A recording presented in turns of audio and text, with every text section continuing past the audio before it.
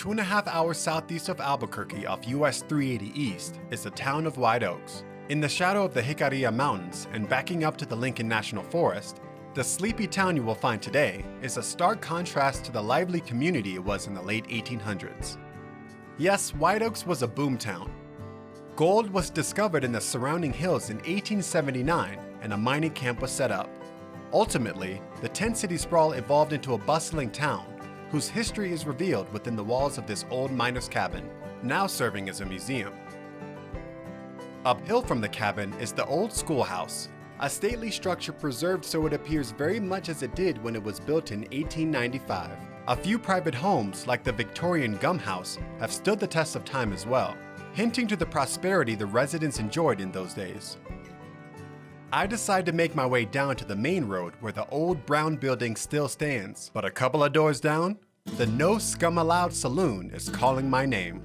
White Oaks is one of those places you would never know you were getting there until you were there, right? Absolutely. It's a little hideaway. So what's the history behind this place? Well, the building was built in the 1890s and it first housed 2 attorneys. It's also served as a post office. Okay. It also served as an assayer's office.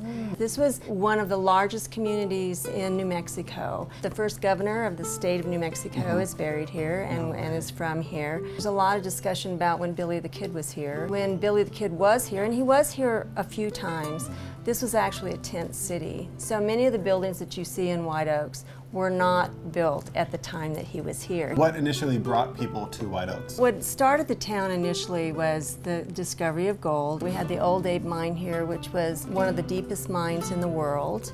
About 1889, the gold mining kind of went by the wayside. Okay. Population started to drop off until 1912, where we built the first electric co-op. It's kind of been the pioneering place in this part of the state. The population here was a highly educated population. We had an opera house. Really? They had a baseball team.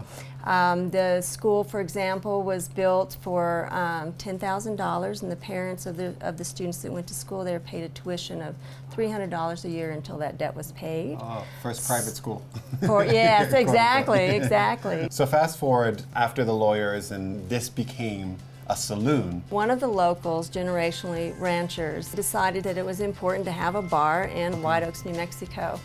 At first, the bar was located in the Brown building. The liquor licenses have to be 13 miles, this type of license, apart. And then somebody drove from Carrizozo, went into the bar in the Brown building and said, "You guys are in big trouble.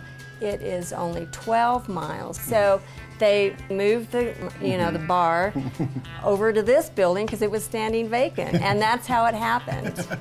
It just sort of evolved. Everybody who's owned this bar has put their own stamp on it.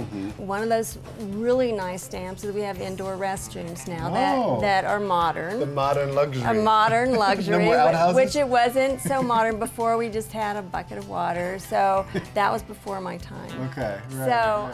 The saloon is only open Friday through Sunday. See if you can make it on a Saturday night when they have live music. And make sure to ask how it got the name No Scum Allowed. And while you're there, set aside time to visit the upstairs of the schoolhouse, which also serves as a museum.